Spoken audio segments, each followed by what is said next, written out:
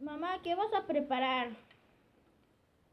Una receta que es para la tos. Y ahorita veremos esa receta. Es muy buena.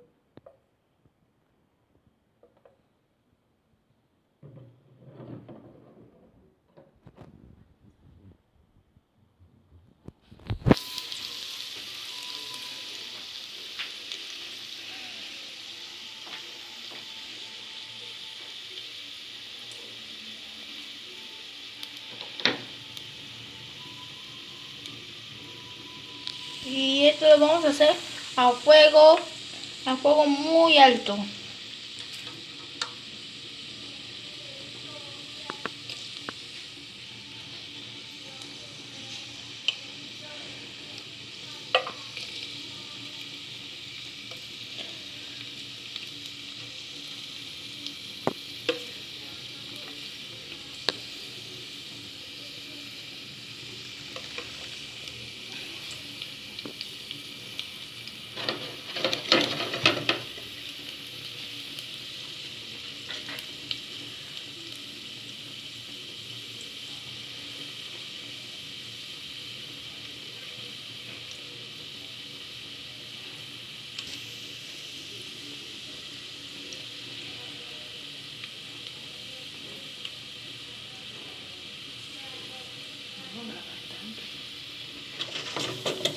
Bueno, desde aquí terminamos. Después voy a enseñarles más.